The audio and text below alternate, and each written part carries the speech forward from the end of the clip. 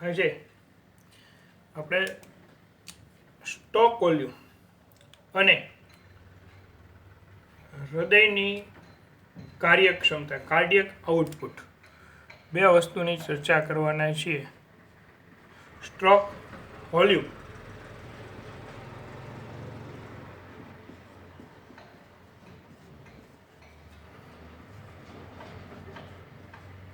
અને cardiac output હૃદય કાર્યક્ષમતા.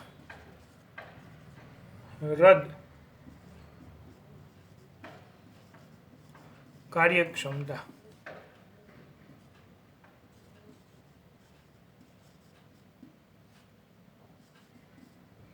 કાર્ડિયક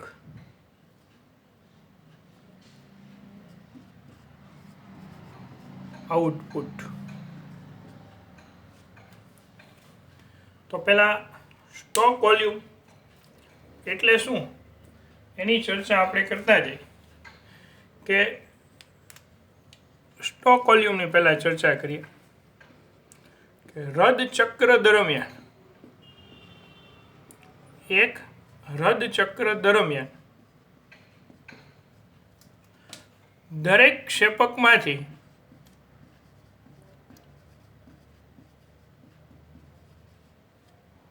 બહાર આવતા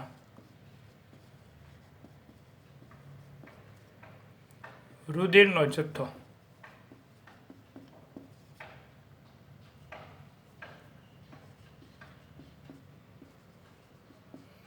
એટલે એક રજ ચક્ર દરમિયાન ક્ષેપકોમાંથી કેટલું રુધિર બહાર આવે છે એ બહાર આવતા રુધિરના જથ્થાને સ્ટોક વોલ્યુમ તરીકે ઓળખવામાં આવે છે. બરાબર છે. જથ્થો, આ જથ્થાને કયા નામે ઓળખાય છે? Stock volume. આ સ્ટોક વોલ્યુમ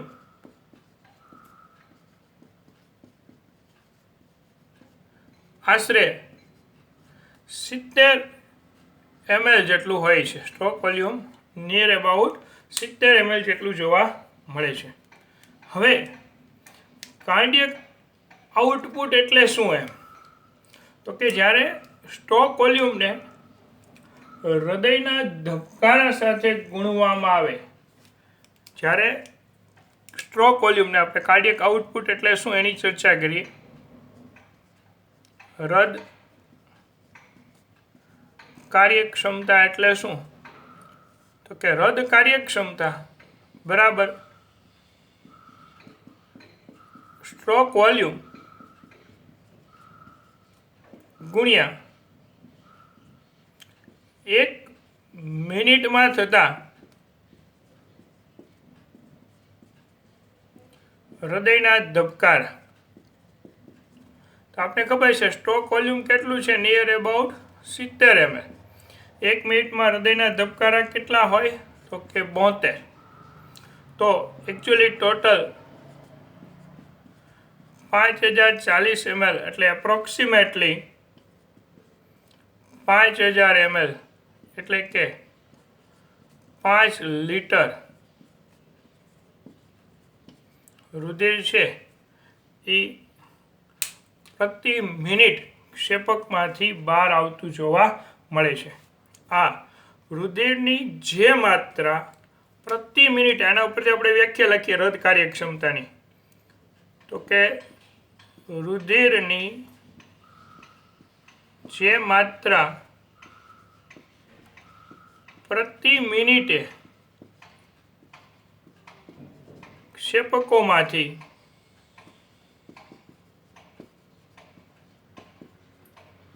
બહાર આવે છે તેને હૃદ કાર્યક્ષમતા કાર્ડિયક આઉટપુટ કહેવાય છે. તંદુરસ્ત વ્યક્તિનું કાર્ડિયક આઉટપુટ છે એ 5 લીટર જેટલું હોય પર મિનિટ.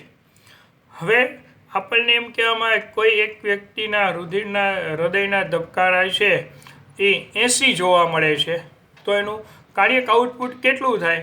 તો 80 ગુણ્યા 70, 7 × 8 = 56. બરાબર છે. એટલે 5600 ml એનું કાર્ડિયક આઉટપુટ થાય. ટૂંકમાં હૃદયના ધબકારાને સ્ટ્રોક વોલ્યુમ સાથે ગુણવાથી, જો સ્ટ્રોક વોલ્યુમ આપ્યું હોય તો ધબકારા 72 લેવાના. ઘણી વખત સ્ટ્રોક વોલ્યુમ ને ધબકારા બેની સંખ્યા આપી હોય તો બેને ગુણાકાર કરી નાખીએ એટલું કાર્ડિયક આઉટપુટ અથવા તો હૃદ કાર્યક્ષમતા છે થતી જોવા મળે છે. હવે એક ખાસ નોંધ કરવા જેવી બાબત એ છે કે જે કાર્ડિયક આઉટપુટ છે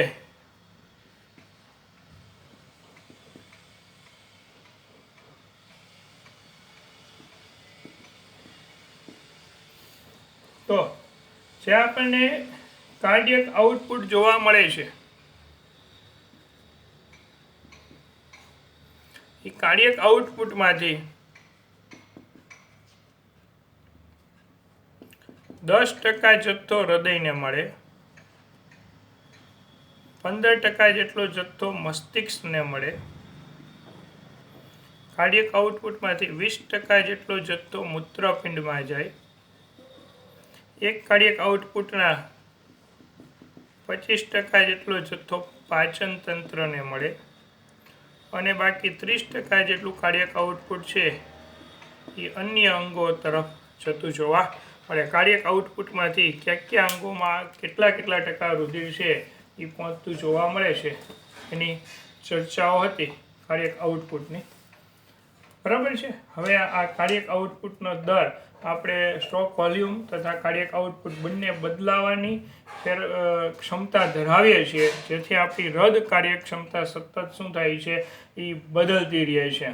દાખલા તરીકે જે સ્પોર્ટ્સમેન હોય તો સ્પોર્ટ્સમેનની હૃદ કાર્યક્ષમતા સામાન્ય માણસ કરતાં કેવી હોય? વધારે હોય, કારણ કે સ્પોર્ટ્સમેન સતત એક્ટિવિટી કરતો હોય એટલે એની હૃદ કાર્યક્ષમતા સામાન્ય માણસ કરતાં છે એ વધી જાય છે.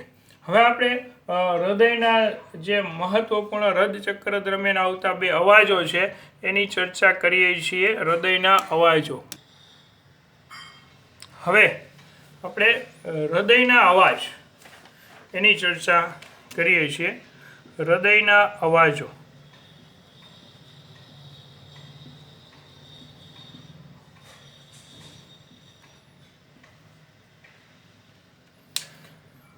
તો હૃદયના જે અવાજો છે એ હૃદયના અવાજો હૃદચક્ર દરમિયાન ઉત્પન્ન થતા જોવા મળે છે.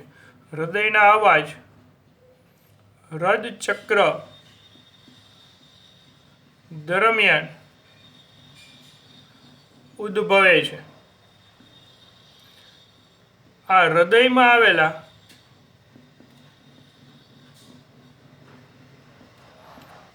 વાલ્વ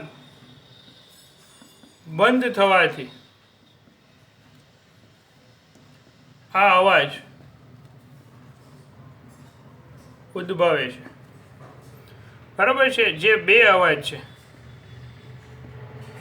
બે છે. પહેલો અવાજ છે એ લબ. પહેલો અવાજ જોવા મળે છે એ લબ. બરાબર. લબ એ હૃદચક્રનો પ્રથમ અવાજ છે અને જે કર્ણક ક્ષેપક વાલ્વ એવી વાલ્વ બંધ થવાથી આવે છે. કર્ણક ક્ષેપક વાલ્વ કેટલાય છે? બે છે. એક ડાબા કર્ણક ડાબા ક્ષેપકની વચ્ચે મિત્રલ વાલ્વ અને જમણા કર્ણક જમણા ક્ષેપકની વચ્ચે ત્રિદલ વાલ્વ. આમ બે પ્રકારના કર્ણક ક્ષેપક વાલ્વ છે. આ બે પ્રકારના કર્ણક ક્ષેપક વાલ્વ બંધ થવાને પરિણામે આવતો જે હૃદયનો અવાજ છે આ અવાજ જેને આપણે સામાન્ય રીતે લબ અવાજ તરીકે ઓળખીએ છીએ. અવાજને લબ તરીકે ઓળખાય છે. LUB લબ અવાજ તરીકે ઓળખવામાં આવે છે. હૃદયનો બીજો અવાજ છે એ ડબ છે. DUB ડબ. જે હૃદચક્રનો બીજો અવાજ છે. જે અર્ધચંદ્રાકાર વાલ્વ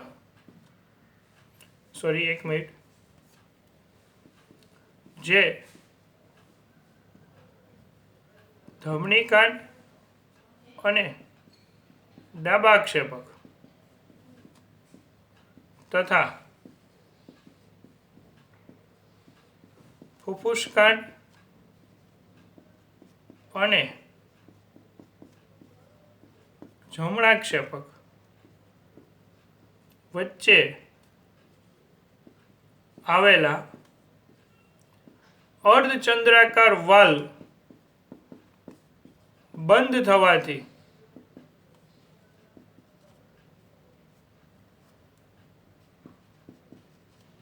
ઉદ્ભવે છે. એટલે અર્ધચંદ્રાકાર વાલ્વ બંધ થાય ત્યારે આવતો અવાજ છે એ ડબ અવાજ છે. હવે લબ અવાજનો સમયગાળાની વાત કરીએ ને તો લબ અવાજનો સમય ગાળો આશરે 0.16 સેકન્ડ હોય છે અને આ અવાજ મોટો સાઉન્ડ હોય છે, મોટો અવાજ હોય છે. જ્યારે ડબ અવાજનો સમયગાળો 0.10 સેકન્ડ હોય છે અને આ અવાજ છે એ ધીમો હોય છે, આ લાઉડલી હોય છે, આ બરાબર છે, ધીમો જોવા મળે છે. અને હૃદયના વાલ્વની અંદર જો કોઈ ખામી સર્જાય તો હૃદયના વાલ્વની અંદર સર્જાતી ખામી છે એ આપણે આ હૃદયના આવતા અવાજો ઉપરથી નક્કી કરી શકાય છે. એટલે વાલ્વમાં જો ખામી હોય તો ડૉક્ટરો હૃદયના અવાજોમાં થતા ફેરફારો દ્વારા વાલ્વની ખામી છે એ નક્કી કરે છે. હવે ત્યાર પછી એક એવો જ નાનકડો ટોપિક છે ધમનીના ધબકારા. એક નાનકડો ટોપિક છે ધમનીના ધબકારા. તો આપણે એની ચર્ચા પણ છે એ કરી લઈએ કે ધમનીના ધબકારા શું છે.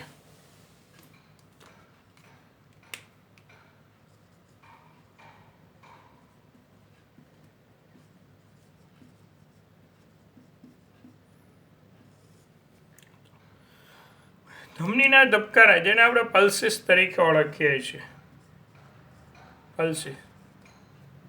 તો ધમનીના ધબકારા ક્ષેપકોના સંકોચન અને શિથિલને કારણે ધમનીઓ ક્રમશઃ ફૂલે છે અને શિથિલ થાય છે. ધમનીના ધબકારા કઈ રીતના ઉત્પન્ન થાય એની વાત કરીએ આપણે તો ક્ષેપકોના ક્રમશઃ સંકોચન અને શિથિલનને કારણે ધમનીઓ પણ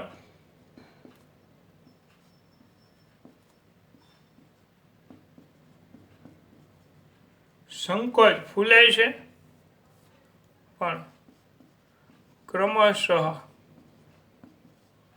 ફૂલે અને સંકોચાય.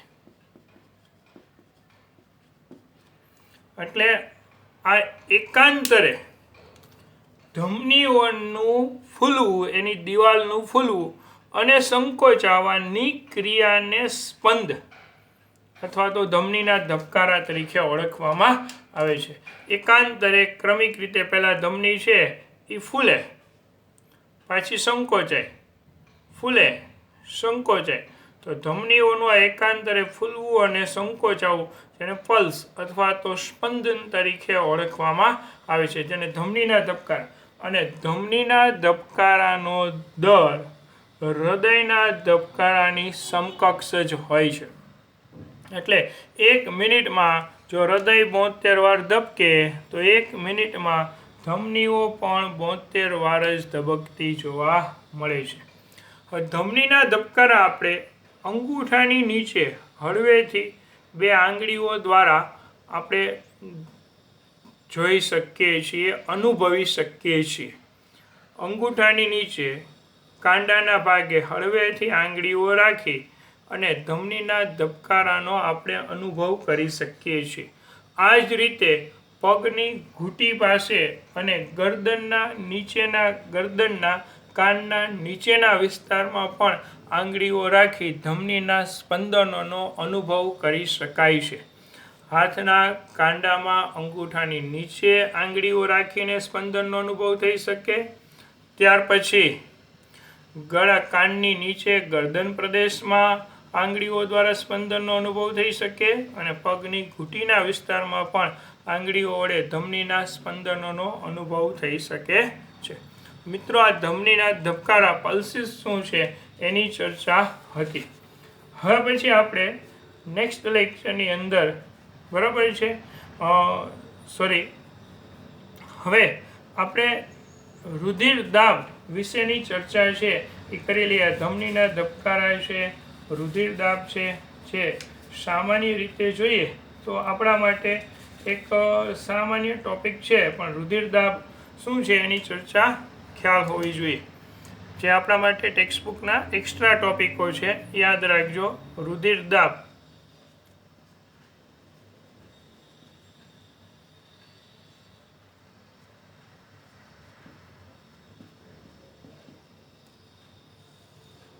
Blood pressure. તો રુધિર દાબ એટલે કે રુધિર દ્વારા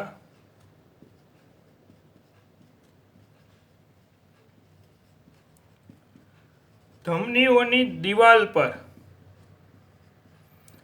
આપવામાં આવતા દબાણને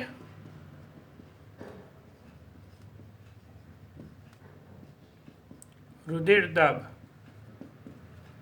કહે છે.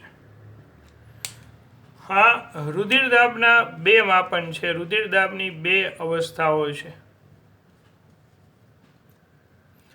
પહેલી અવસ્થા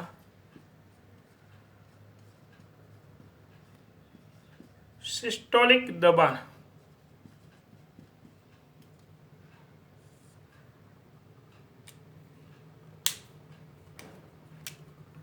તો સિસ્ટોલિક દબાણ શું છે એની ચર્ચા કરીએ કે ક્ષેપકોના સંકોચનને પરિણામે ધમનીઓની દિવાલ ઉપર રુધિર દ્વારા જે દબાણ ઉત્પન્ન થાય તેને સિસ્ટોલિક દબાણ તરીકે ઓળખવામાં આવે છે.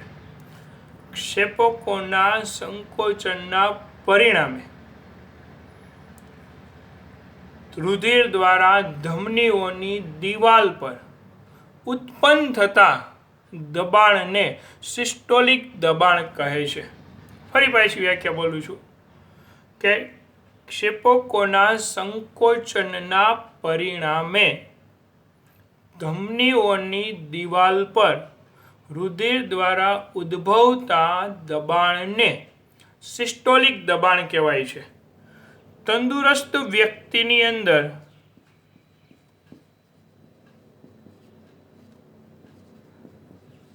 આ મૂલ્ય 120 mmHg હોય છે. તંદુરસ્ત વ્યક્તિમાં આ મૂલ્ય સિસ્ટોલિક દબાણ 120 mmHg હોય. બીજી અવસ્થા છે બ્લડ પ્રેશરની ડાયસ્ટોલિક દબાણ.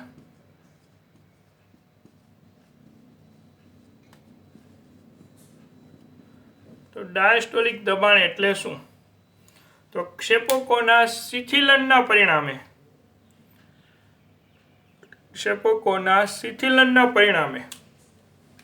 રુધિર દ્વારા ધમનીઓની દિવાલ પર લાગતા દબાણને ડાયસ્ટોલિક દબાણ કહેવાય. ક્ષેપકોના શિથિલનના પરિણામે રુધિર દ્વારા ધમનીની દિવાલ પર લાગતા દબાણને ડાયસ્ટોલિક દબાણ કહેવાય છે. અને એક તંદુરસ્ત વ્યક્તિમાં આ ડાયસ્ટોલિક દબાણનું મૂલ્ય 80 mmHg જોવા મળે છે. આપણા રુધિર દાબને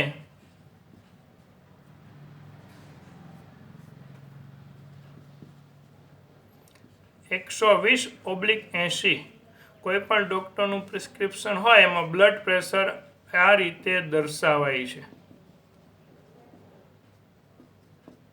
જેમાંથી પહેલું જે આંકડો લખેલો હોય છે એ પહેલો આંકડો સિસ્ટોલિક દબાણ હોય છે અને પછીનો જે આંકડો પાછળનો હોય છે એ ડાયસ્ટોલિક દબાણ હોય છે. અને રુધિર દાબનું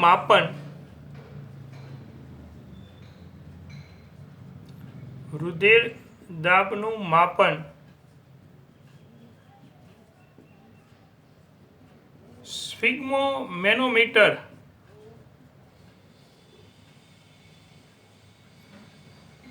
દ્વારા કરવામાં આવે છે. સ્ફિગ્મોમેનોમીટર નામનું સાધન છે જેની મદદથી રુધિર દાબનું માપન કરી શકાય છે. આપણે દવાખાને ગયા હોય તો કોઈકને જોયેલું હોય, ઘણી વખત ડૉક્ટર છે એ પહેલાં એક ગ્રીન કલરનો પાટો બાંધીને પછી હવાથી આમ પંપ ભરતા હોય છે. એ સ્ફિગ્મોમેનોમીટર છે. તો સ્ફિગ્મોમેનોમીટરની મદદથી રુધિરનું માપન, દબાણનું માપન થઈ શકે છે. તો હા, રુધિર દબાણની ચર્ચા હતી. હવે આપણે આના નેક્સ્ટ લેક્ચરની અંદર ઇલેક્ટ્રોકાર્ડિયોગ્રાફની ચર્ચા કરવાના છીએ, ECG.